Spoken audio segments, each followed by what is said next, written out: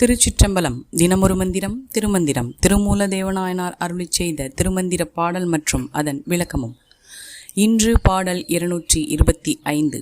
முதல் தந்திரத்தில் அந்தணர் ஒழுக்கம். அந்தணர் என்பவர் யார், அவர் எப்படி இருக்க வேண்டும் என்பது பற்றி திருமூல தேவநாயனார் திருவடிகள் போற்றி போற்றி.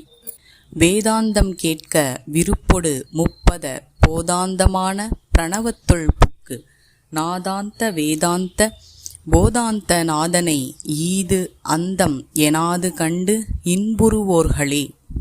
அந்தணர்கள் எப்போதும் வேதங்களின் முடிவாக இருக்கின்ற வேதாந்தங்களை கேட்பதில் விருப்பத்தோடு இருக்க வேண்டும். 3 பதங்களை கொண்ட படைத்தல், காத்தல், அழித்தல் ஆகிய 3 முடிவாய் இருக்கின்ற ஓம் என்னும் பிரணவ மந்திரத்தின் உட்பொருளாகிய தத்வமசி பரம்பொருள் நீயாக இருக்கிறாய் என்பது அர்த்தம் என்பதை உணர்ந்து ஒலி மற்றும் வேதத்தின் முடிவாகிய இறைவனை இவன்தான் என்று தனக்குள் உணர்ந்து பேரின்பத்திலேயே திளைத்து இருப்பவர்களே அந்தணர்கள் ஆவார்கள் என்கிறார் திருமூலதேவ நாயனார். இந்த 3000 திருமந்திரத்தினையும் ஓத குருவருளும் திருவருளும் துணை நிற்கட்டும். ஆழ்ந்த உயிர்க்கெல்லாம் கையில் ஆமலகம் என காட்டுவான் மையல் தீர்த்திருமந்திரம் செப்பிய செய்ய பொற்றிரு மூலனை சிந்திப்போமாக. திருமூல தேவனையே சிந்தை செய்வார்க்கு கருமூலம் இல்லையே கான்.